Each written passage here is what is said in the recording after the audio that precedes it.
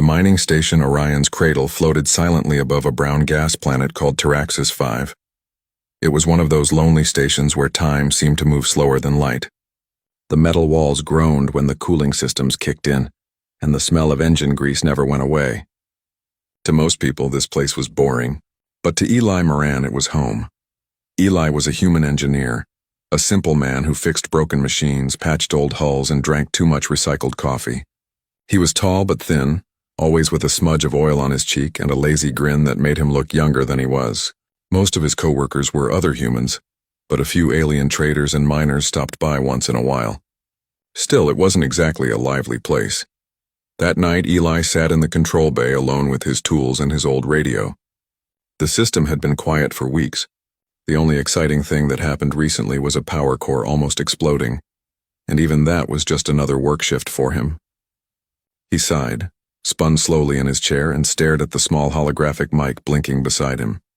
It was a universal broadcast line, usually used for miners to contact local traders or nearby cargo ships. But sometimes, when things got too quiet, people used it for jokes, songs, or messages to pass time. Eli leaned toward the mic with a mischievous smile. "Attention, Galaxy," he said in a mock-serious voice. "This is Eli Moran, human engineer, currently dying of boredom. If there are any alien princesses out there looking for a husband, I'm available. Preferably one who doesn't bite." He chuckled, leaned back, and added, "But if she does bite, I'm open to negotiation." Then he hit the send button. The message went out, across 1,000 systems, bouncing from one comm satellite to another. It was harmless, just a joke. He didn't think anyone would actually hear it outside their mining network. He didn't think anyone cared. He turned off the mic, finished his drink, and forgot all about it. The next morning, things felt strange. When Eli walked into the mess hall, everyone was staring at their holoscreens. Some looked confused. Others were laughing. The cook, an old Martian named Harris, pointed at Eli as soon as he entered. "There he is, the galaxy's new romantic hero." Harris grinned. "You didn't tell us you were planning to start an interstellar dating service." Eli frowned. "What are you talking about?" Harris tossed him a holopad. "You might want to see this." The screen showed Eli's face from the night before. His joking message, now subtitled in 50 alien languages, had gone viral. Someone had taken the clip from the station logs and uploaded it to the Galactic Entertainment Network. Millions of beings had seen it, and thousands were commenting. Typical human humor. He offers himself as a bride? Is that bravery or madness? Cute species. Small teeth, though. Eli blinked, half amused, half horrified. Oh no, who did this?" "Someone on the comms relay probably sold the footage," Harris said, laughing so hard he almost dropped his coffee. "You're famous, kid." Eli groaned and buried his face in his hands. "I just wanted to make a joke." "Well," Harris said, patting his shoulder. The galaxy laughed. 2 days passed, and the joke began to fade from the news feeds. Eli hoped that was the end of it. But on the third day, the mining station's sensors picked up something unusual.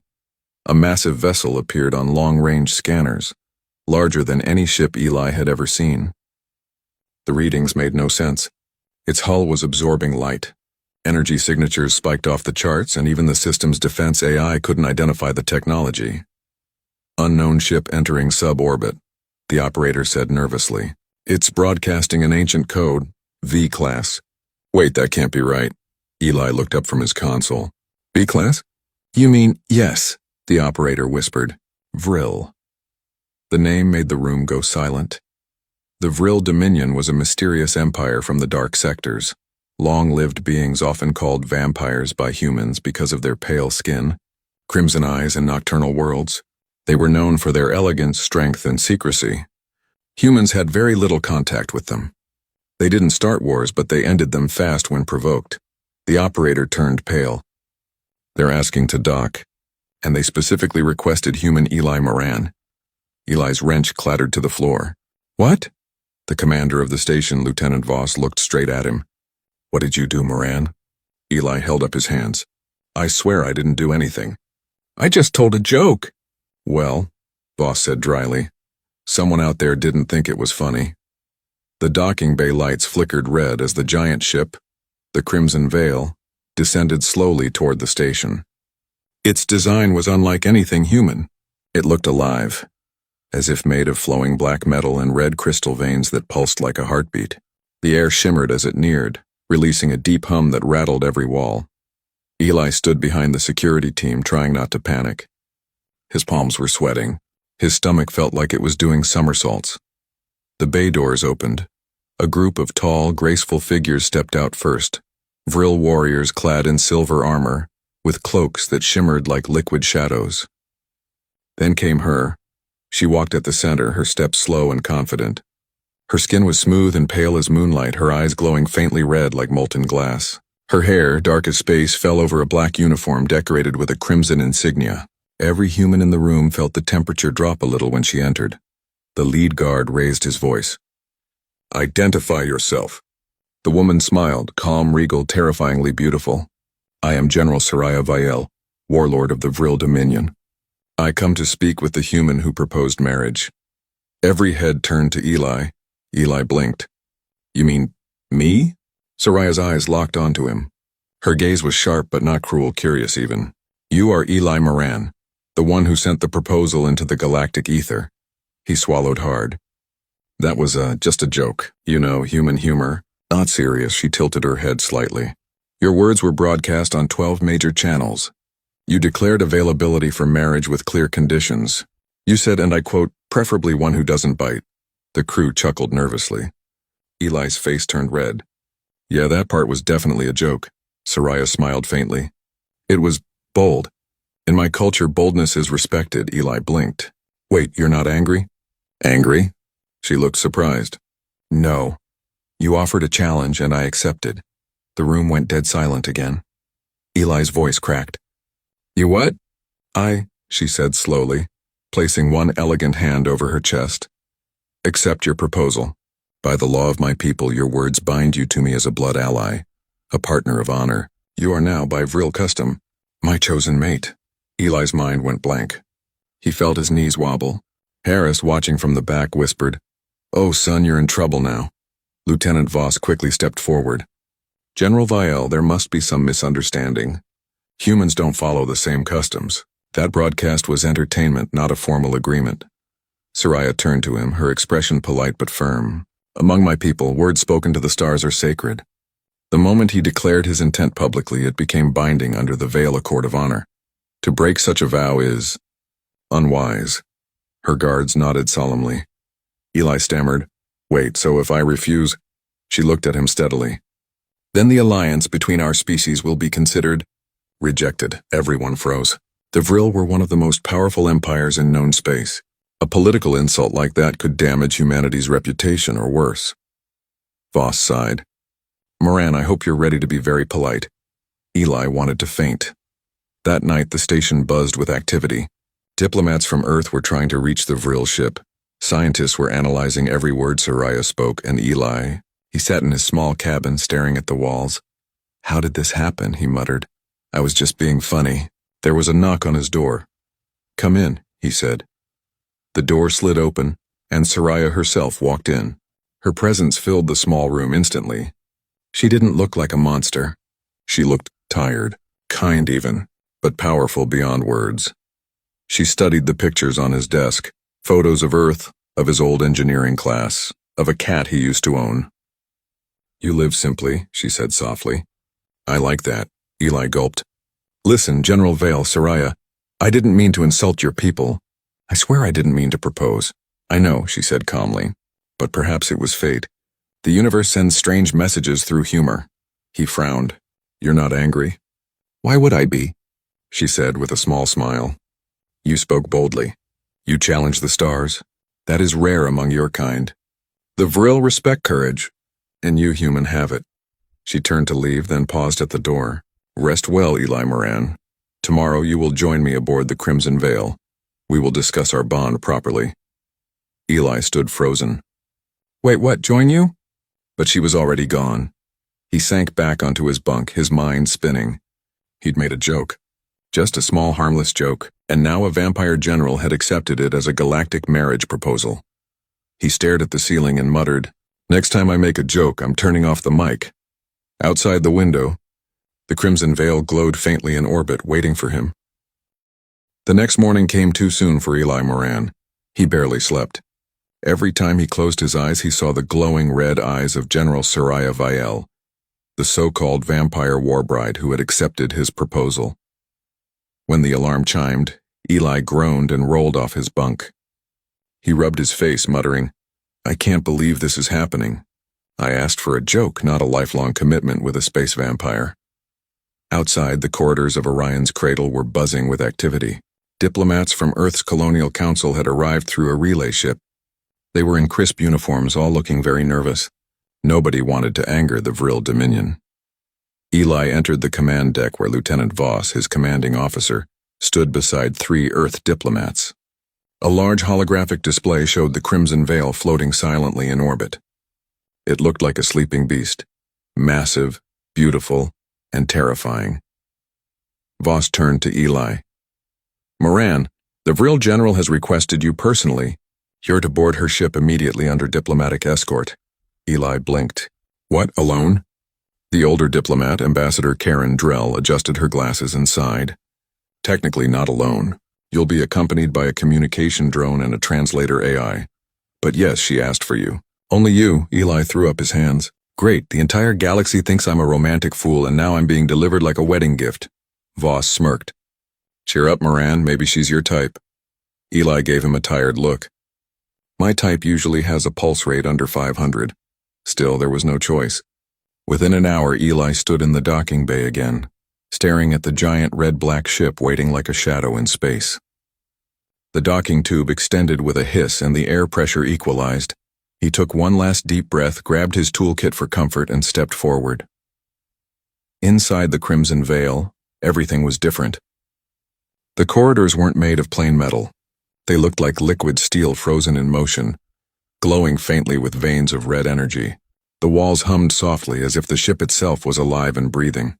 A group of Vril soldiers stood waiting for him, tall, elegant, and silent. Their armor shone like dark glass. One of them stepped forward and bowed slightly. "Human Eli Moran," the soldier said in a deep voice. "The general awaits you in the Hall of Shadows." "Right. Sounds friendly," Eli muttered under his breath. They led him through long corridors. Everything felt too clean, too perfect, and eerily quiet. There were no loose wires, no flickering lights, no humming engines. It was a far cry from his noisy, messy mining station. Finally, they reached a large chamber. The doors opened silently, revealing a room filled with soft crimson light. At the center stood General Soraya Viel. She was looking at a holographic map of several star systems. When she turned, her expression was calm, but her red eyes seemed to glow brighter when they met his. "Eli Moran," she said. "Welcome to the Crimson Veil." Eli gave an awkward wave. "Thanks for, inviting me. You may relax," she said gently. "You are my guest, not my prisoner." "That's good to know," he said, trying to sound casual. "Because your guards look like they could throw me into orbit." Her lips curved in the faintest smile. "They would not dare. You are under my protection." Eli scratched the back of his neck. "So, about this whole marriage thing," she raised a hand. "We will discuss that in time. First, I want you to understand my people." Soraya led him to a long corridor lined with transparent walls. Beyond them was the heart of her ship, a vast space filled with floating lights, rotating energy cores, and hundreds of Vril crew members moving gracefully between stations. "This ship," she said softly, "is more than a weapon.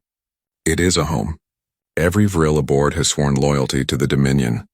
We live in the dark between stars, where light is scarce. Long ago, our ancestors survived by drawing energy from blood, our own and others. It became part of our evolution, our culture." Eli listened carefully. "But you don't do that anymore." "Not for survival," she replied. "Now it is ceremonial. A reminder of who we were. Many outsiders think us monsters, but we value life deeply. Blood to us is sacred energy, memory, strength." He nodded slowly. "So, not vampires. Just poetic engineers," that made her laugh softly. The sound surprised him. It wasn't cold or distant. It was real, warm, and almost human. "You are unlike any human I've met," she said. "I get that a lot," Eli replied. Over the next hours, Soraya showed him around the ship. He met her officers, studied their power systems, and couldn't help admiring their technology. It was thousands of years ahead of humanity's, but he also noticed something else. The ship was old. Some sections flickered or hummed irregularly, as if the energy flow wasn't stable. He saw maintenance drones struggling with ancient systems. Your ship's energy converters are cycling unevenly, Eli said, squinting at one of the control panels. Soraya raised an eyebrow. You noticed? It's my job to notice broken things, he said, kneeling beside the panel. You're losing about 12% efficiency every cycle. That's why the outer hull keeps dimming. She looked impressed. My engineers have been trying to solve that issue for years. He smiled. Sometimes you just need a fresh set of human eyes. Within an hour, he adjusted the converter sequence and reset the energy flow. The corridor light stabilized and the power readings turned green. The Vril officers stared at him in disbelief. One of them whispered, he did it by hand. Soraya folded her arms. You fixed what my specialist could not. How? Eli shrugged. I just listened to the hum. Machines talk if you know how to listen. For the first time, her expression softened. Perhaps your humor hides more intelligence than most realize. Eli grinned. I'm full of surprises. Later, Soraya invited him to the observation deck. The glass stretched for miles, showing a breathtaking view of the stars. The Vril's home region glowed faintly purple, filled with drifting energy clouds and quiet light. This is beautiful, Eli whispered. It is, Soraya said, her voice softer now. This region once burned with war. My people fought for centuries, defending what was left of our dying sun. We learned to survive the dark, but we forgot how to live in peace. She turned toward him. Your people, however, are reckless. You laugh when others fear. You build homes where no life should exist. You make jokes in the face of the void. Eli smiled slightly. We don't know how to quit. That, she said, is why I accepted your proposal. Eli blinked. You mean that? You actually think, I think your kind has something mine lost long ago, hope, she said simply. When I saw your message, I did not hear foolishness. I heard courage, a man calling into the stars without fear of who might answer. He rubbed his neck awkwardly. Well, I wasn't exactly thinking deep thoughts when I said it. I was just lonely, I guess. Loneliness is a powerful voice, she said. Sometimes it calls across galaxies. Their eyes met. For a moment, the air between them felt strangely calm. Suddenly, the calm was broken by a loud alarm. The deck lights turned crimson. A Vril officer ran in, his voice sharp. General! A ship from the Karth Dominion is approaching, armed. They demand to speak with you. Soraya's expression hardened. Karth, always sniffing for weakness, Eli frowned. Enemies? They are rivals, she said coldly. They believe my decision to ally with humans makes me vulnerable. They intend to test me. She turned to her crew. Prepare the veil cannons. Bring the ship to high orbit. Eli stepped forward. Wait, you're not going to fight, are you? If provoked, yes. Maybe I can help, he said quickly. Let me see their communication feed. The officers looked unsure, but Soraya nodded. Eli studied the transmission console. The incoming signal from the Karth ship was scrambled, intentionally. He began adjusting the filters manually, rerouting power through a diagnostic line. Within seconds, the message cleared. The Karth commander's voice filled the room. Soraya Vale, you shame the Vril by mingling with lesser species. Withdraw your proposal or face destruction. Eli muttered. Well, that's friendly. Soraya's eyes narrowed. You will regret your insult. But Eli had another idea. Wait, send me on the line. She hesitated. You? He grinned. Trust me. He stepped up to the mic. Hey there, Mr. Karth Commander. Eli Moran here, the human you're talking about. Just letting you know. Your ship's targeting signal is looping through your own defense grid. You fire once, you'll fry your sensors. There was silence. Then the Karth commander snarled, Impossible. Eli pressed a few buttons, sending back their own looped energy signature. The Karth ship's external lights flickered, proving him right. Soraya's officers stared in astonishment. Eli shrugged. You might want to check your math before picking a fight next time. The line went dead. A moment later, the Karth ship retreated into hyperspace. Soraya turned toward him slowly. You disarmed a warship? With words. And a little bit of code, Eli said with a grin. I told you I'm full of surprises. After the alert ended, Soraya faced him quietly. You saved lives today. Eli smiled. Guess that's a good start for an accidental marriage. She laughed softly again. Perhaps not so accidental, he blinked. What do you mean? She looked out the window. Among my people, destiny often begins with foolish words. Maybe yours were not so foolish after all. Eli didn't know how to respond. The stars outside looked endless and strange, but for the first time he didn't feel small. He felt seen. That night in his new quarters aboard the Crimson Veil, Eli lay awake staring at the glowing ceiling. Somewhere above him, the vampire warbride who claimed him was still awake too. The next few days aboard the Crimson Veil passed like a dream for Eli Moran. A strange, glittering dream full of impossible machines, glowing corridors, and quiet, elegant aliens who watched him with unreadable eyes. At first, most of the Vril crew avoided him. Whenever Eli walked by, conversation stopped. Soldiers bowed slightly to Soraya but barely acknowledged him. He could feel their judgment, the silent question in their red eyes, why him? Why this human? But Eli wasn't the type to stay quiet for long. He'd spent years fixing machines in cold, lonely stations. He'd learned that the best way to survive isolation was to talk, to laugh, to make even a cold engine feel alive. So, he started doing the same here. One morning, Eli found himself in the engineering deck. An enormous room filled with glowing red power conduits and humming machinery that looked half organic, half metal. Vril engineers stood in silent rows, performing their duties with graceful precision. Eli walked up to one of the main power cores, examining its transparent casing.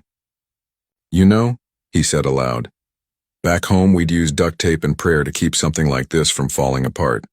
The nearest engineer turned his head slowly. His pale skin shimmered faintly in the light. "Duct tape?" he repeated as if the words were alien magic. Eli grinned. "Yeah, sticky stuff that fixes anything. Holes, leaks, bad marriages, you name it." A few nearby Vril stared at him blankly. One of them whispered something in their language. Eli sighed. "Okay, tough crowd." He crouched by the machine, checking the control readings. The energy output was slightly unstable again. The Vril engineers were adjusting complex formulas through holographic interfaces, but they weren't fixing the real cause. Eli knew what it was, the same vibration he'd felt before. He reached into his toolkit and pulled out a small metal device. "Mind if I try something?" The engineers looked uncertain. One of them said, "Human technology cannot interface with Vril systems." Eli winked. "That's what everyone says right before I prove them wrong." He attached his scanner to the converter's lower node, typed a few quick commands, and adjusted the magnetic resonance manually. The hum of the machinery changed, slower, smoother, more balanced. The red light pulsing through the floor turned calm. The lead engineer's eyes widened. "You stabilized it." Eli stood up, brushing dust from his hands. "Yep, sometimes it's not about fancy calculations.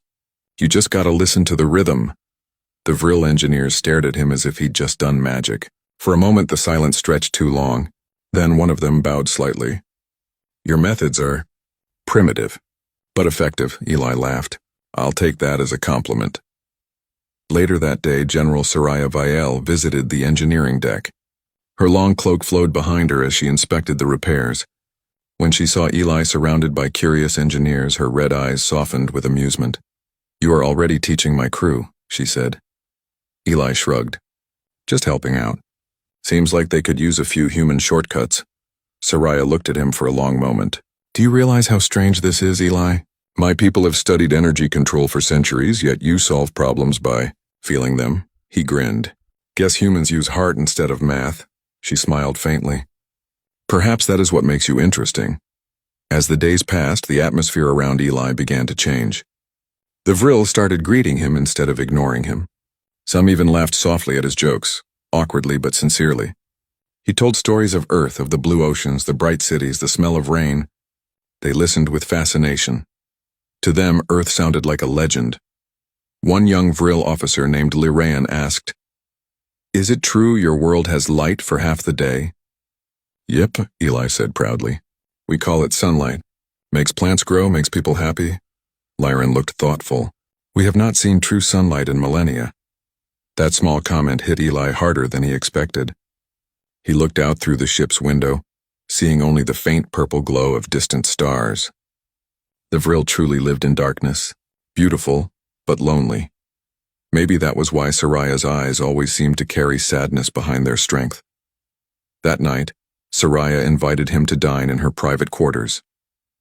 It was a quiet, elegant chamber filled with soft lights and strange silver ornaments that looked like frozen stars. When Eli entered, he was surprised to see that the food wasn't what he expected. No blood, no raw meat, just delicate crystalline fruits and glowing liquid served in glass orbs. Soraya gestured gracefully. It is safe for you. Our nourishment is energy-based now, not biological. Eli sat across from her. That's actually a relief. I was kind of worried dinner might be me. Her laugh was low and musical. You still fear me? Let's say I'm cautiously terrified. Soraya leaned forward slightly, eyes glimmering. You have courage, Eli. Fear does not control you, it amuses you. That is why I accepted your proposal. Eli blinked. You still think that was a proposal? In my culture, she said, words carry power. You spoke to the stars. You invited destiny. Now it answers, he scratched his head.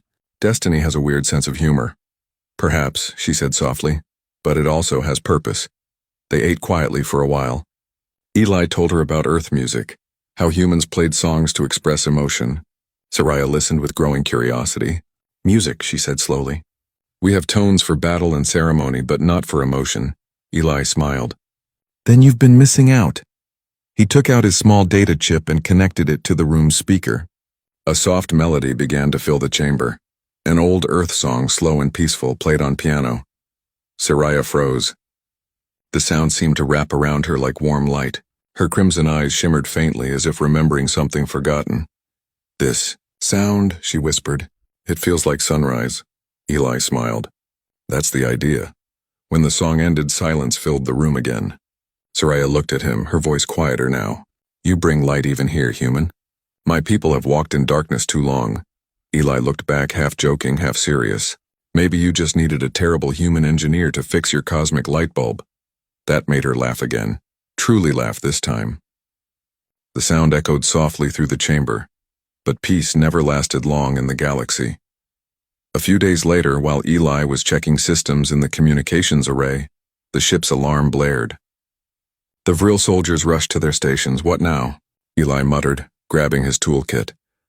The voice of the ship's AI echoed through the halls. Incoming message from the High Council of the Dominion. Soraya appeared moments later, her face hard. The council summons me immediately. Is that bad? Eli asked. She hesitated. They disapprove of our bond. They say I dishonor the Vril by accepting a human consort. Eli blinked.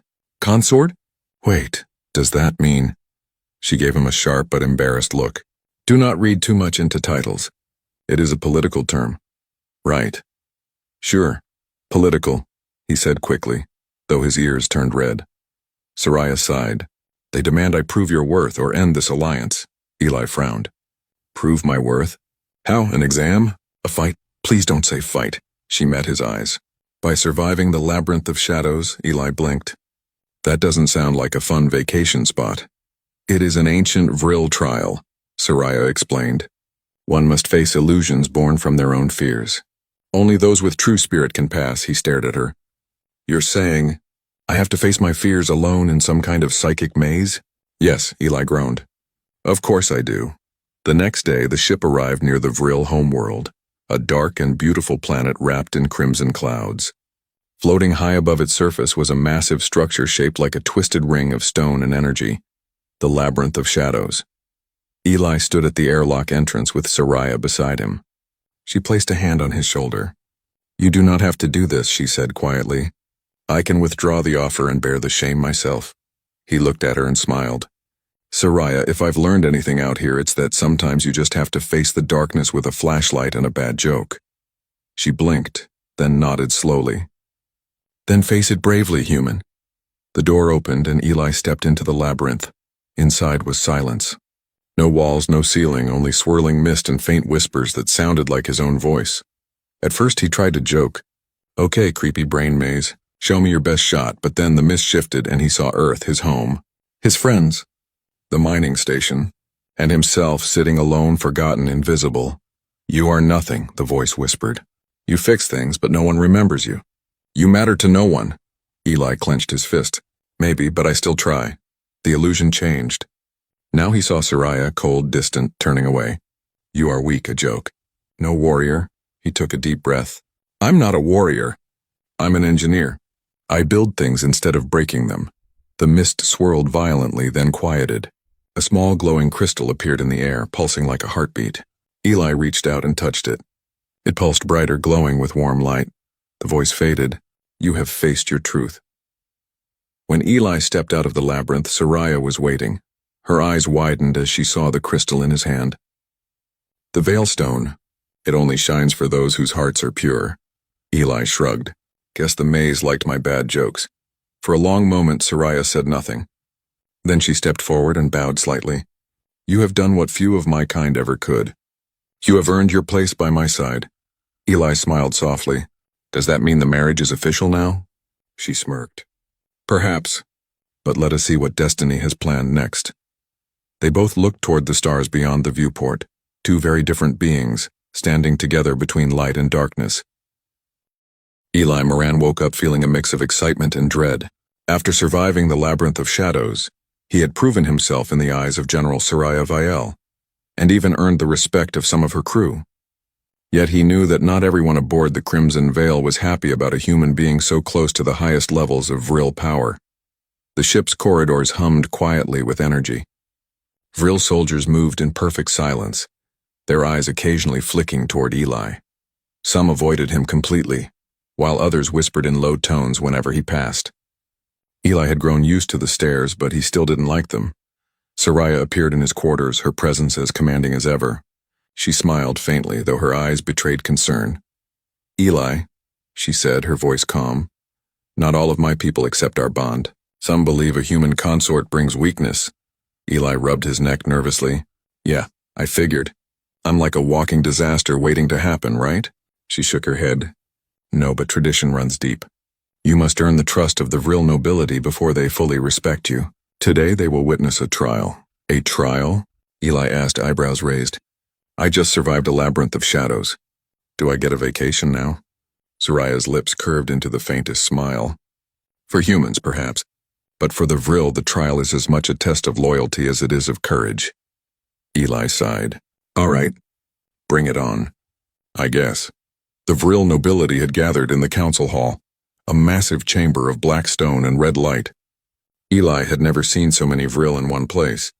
Each was tall, proud, and perfectly poised, with eyes that seemed to glow from within. As he entered, whispers filled the air. Some looked skeptical. Others openly scowled. Eli felt like a small candle in a cathedral of ice.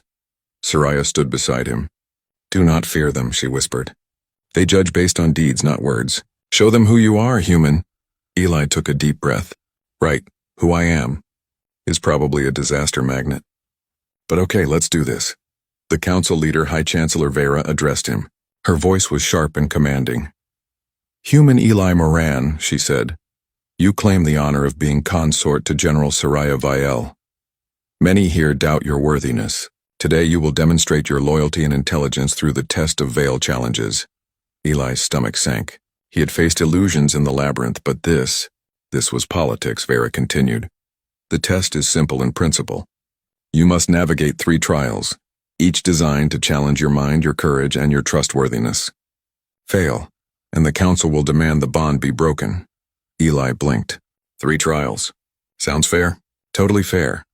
The first trial was the Hall of Mirrors. Eli stepped into a long corridor where the walls shimmered like liquid silver.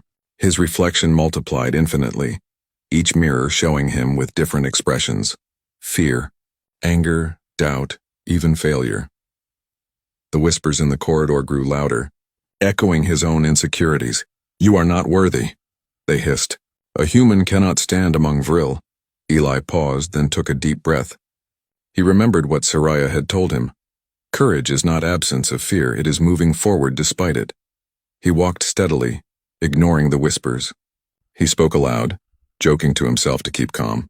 Hey, mirrors, nice outfit, but I still fix things better than anyone here. The illusions wavered, then vanished as he reached the end of the hall. A soft red glow appeared, a small crystal hovering in the air. Eli picked it up. The first trial complete. The second trial tested intuition and intellect. A massive holographic puzzle appeared in the council chamber. Light shifted in patterns too complex for a normal human or even most Vril. The puzzle required recognizing sequences, predicting outcomes and connecting dots across the holographic space. Eli knelt beside the puzzle. All right, let's see what humans are good at. Thinking outside the box.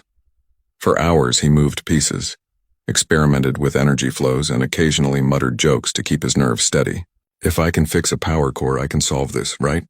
Slowly, the holographic lights aligned, forming a pattern that no one in the council had predicted. The chamber brightened, indicating success.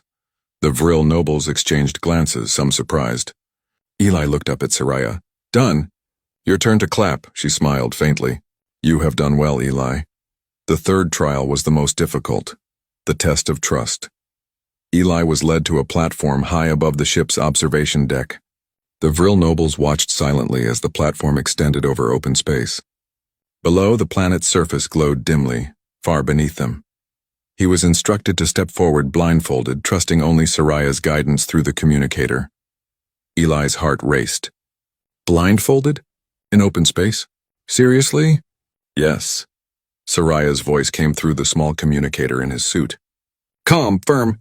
Trust me, Eli. Every step you take, I will guide you. He stepped cautiously. The first few steps were wobbly. The platform felt unreal beneath his feet. The whispers in his mind from the labyrinth returned.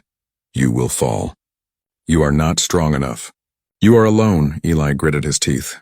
He remembered what he had learned in the labyrinth. Fear cannot control you. He focused on Soraya's voice, on the steady rhythm of her words guiding him. Left. Now one step forward. Steady. Step by step, he moved across the platform. His mind screamed to panic, but he stayed calm. And then finally he reached the other side. The blindfold was removed. He blinked at the view. The crystal he had carried from the labyrinth floated before him, now glowing brighter than ever. The nobles were silent. The glow of the veil stone signified true loyalty and courage. Soraya stepped forward, placing a hand on Eli's shoulder.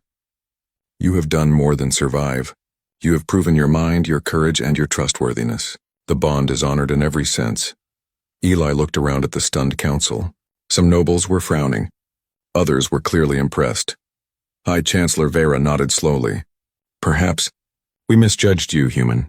You have brought light to the darkness, courage to fear, and clarity to confusion. The bond is recognized. Eli blinked, feeling a mixture of relief and disbelief. So does that mean I get a medal or something? Soraya laughed softly. Your reward is the trust of my people, and the continued partnership of the Vril Dominion. Eli shook his head in disbelief. All this, from a joke I made on a broadcast? Sometimes the smallest words carry the greatest power, Soraya said quietly. After the trial, Eli spent time walking through the ship, noticing small changes. Vril crew members nodded at him respectfully. Officers who had scowled at him before now greeted him politely. Even some of the nobles lingered in his presence, clearly curious. He realized something important. Humans didn't need to fight or dominate to earn respect. Courage, kindness, clever thinking, and humor were just as powerful. That evening, he sat beside Soraya in the observation deck, looking at the stars together. You've changed the way my people see humans, she said softly. I feared their skepticism would never fade. Yet you have proven that one human can make a difference. Eli smiled, feeling warmth spread through his chest. I guess that's what humans do. We're messy, loud, and reckless, but we don't give up. She glanced at him, her crimson eyes soft but intense. And that is why I chose you. He blinked, surprised. Wait, you still chose me? Soraya reached out, placing a delicate hand on his arm. Yes, not because of what you did for me, but because of who you are. You remind us of what we have forgotten, hope, laughter, and trust. Eli felt a strange pride, not in himself, but in the possibility of bringing light into a world that had lived too long in shadow. Later, he returned to his quarters exhausted but exhilarated. He knew the trials were only the beginning. Many challenges still lay ahead. Nobles who might oppose him, distant enemies, and the endless mysteries of the Vril Dominion. But for the first time, Eli felt he belonged somewhere larger than himself. He was not just a joke on a broadcast anymore. He was a bridge between worlds, a human who could inspire respect and awe, even among the most powerful alien warriors in the galaxy. And as he drifted to sleep, he smiled at the thought that sometimes a single bold, foolish word could change the course of history. The stars outside the crimson veil glowed brighter than ever, reflecting a new hope. One human had brought light into the darkness. Eli Moran awoke to the faint hum of the crimson veil, its red glow casting long shadows across his quarters. The past days had been a whirlwind. His accidental proposal, the labyrinth of shadows, the trials of the council. But now, he felt something he hadn't in a long time. Belonging. He stretched, rubbed the sleep from his eyes, and smiled faintly. Somewhere deep in the ship, General Soraya Viale was already moving through the corridors, planning, commanding, and watching over the crew. Eli thought of her with a mix of awe and mild terror. She was beautiful, terrifying, and impossible all at once. And somehow, she had chosen him. The day's mission began with a formal audience in the council chamber. The nobles of the Vril Dominion had gathered again, this time to witness the bond between Eli and Soraya being solidified. The chamber was vast, black stone walls pulsing faintly with crimson energy. The air shimmered slightly as if alive. Eli adjusted his collar nervously. "Okay, humans, don't faint," he muttered to himself. Soraya stepped beside him, radiating calm authority. "They are watching to honor you, Eli. Do not be afraid. Be yourself." He nodded, taking a deep breath. High Chancellor Vera spoke first. "Today we recognize a bond forged not in tradition alone, but in courage, intelligence, and trust. Human Eli Moran has proven himself through the labyrinth of shadows and the veil challenges. He has earned respect among our people." Whispers filled the chamber. Some nobles still looked skeptical, but many nodded slowly, impressed by the human's perseverance. Eli swallowed hard. Thanks, I think." Soraya's red eyes softened. "It is customary to speak, Eli." He cleared his throat. "I never imagined a joke would lead me here. I didn't plan to impress anyone or earn respect or even survive the labyrinth. But I guess sometimes life surprises you. I'm just a human trying to do the right thing. And I'll keep trying no matter what." The chamber went silent for a moment. Then one by one, Vril nobles inclined their heads. It was subtle, but the gesture meant acceptance. Soraya smiled faintly, and Eli felt a rush of warmth. After the council meeting, Soraya took Eli on a private tour of the ship. The massive vessel gleamed under its own energy, corridors humming with life. Crew members moved with renewed purpose, nodding to Eli respectfully. Some even smiled, something he had never expected from Vril soldiers, you see, Soraya said softly. "Your actions have changed more than the council. You have inspired my people." Eli laughed lightly. "Me? I just showed them a human can survive without exploding."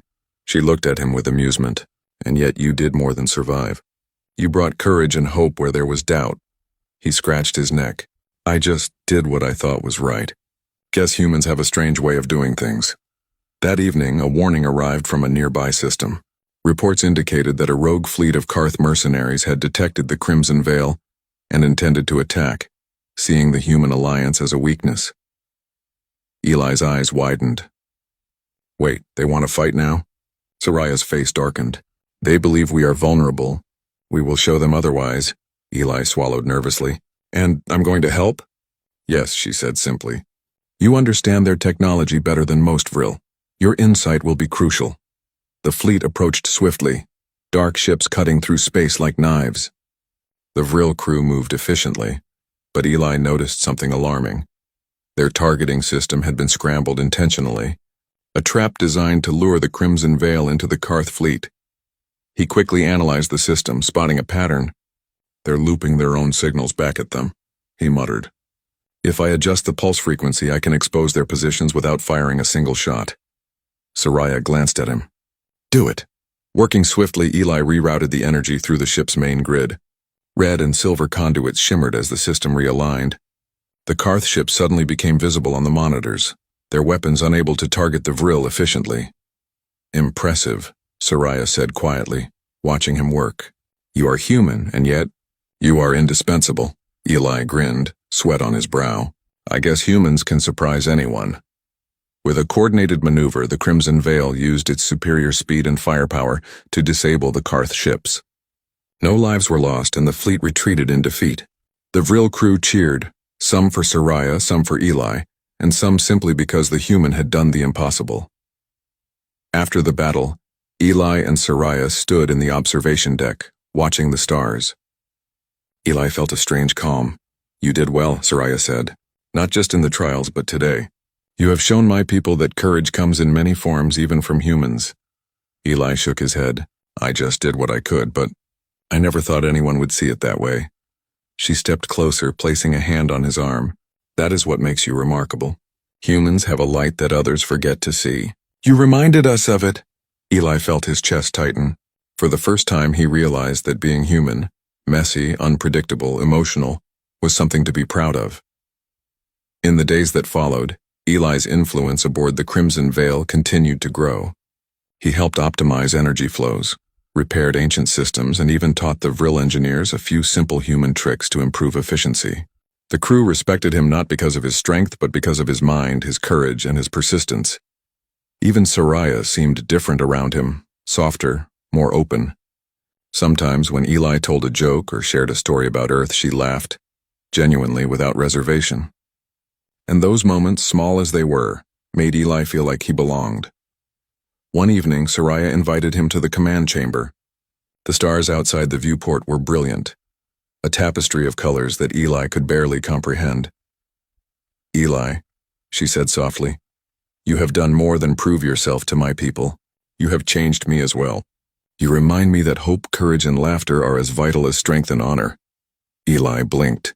You're saying, you like me? She smiled faintly. I chose you, human.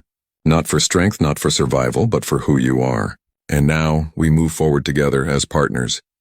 Eli felt a warmth he had never known. Partners? Right, well, I guess that makes us cosmic partners? Star partners? Soraya's laugh was soft, musical. Yes, star partners. Do not underestimate the power of your kind. Months passed. Humanity's reputation among the Vril Dominion grew stronger because of Eli's presence. Trade routes opened, alliances strengthened, and even distant alien species began to take notice. Where humans had once been seen as weak, they were now respected, partly because of Eli Moran, the engineer who had faced shadows, solved impossible problems, and survived the most elite trials of the Vril Dominion. Through it all, he and Soraya grew closer. She taught him the history, culture, and tactics of her people. He taught her laughter, humanity, and small acts of kindness. Together they bridged the gap between two civilizations. One evening, standing on the observation deck, Eli looked at the stars and said quietly, You know, I just asked a joke of the universe. And it answered. Soraya smiled beside him, her hand in his. Sometimes a single word can change the course of history. And sometimes, Eli said with a grin, that word can be a terrible joke. She laughed softly. A joke that saved a people, united two civilizations, and reminded us what it means to hope. Eli looked at her, feeling a surge of pride, wonder, and warmth. I guess humans aren't so bad after all. You are more than humans, Soraya said quietly. You are light in the shadows. The stars outside glowed brighter than ever, reflecting the bond between a human engineer and a vampire warbride, two beings from different worlds, standing together in courage, laughter, and hope. And as the Crimson Veil sailed through the cosmos, Eli Moran realized that one joke, one bold word spoken into the void, had changed everything, not just for him, but for the galaxy. He smiled, looking at Soraya. Ready to see what the universe throws at us next? She smiled back. Always together.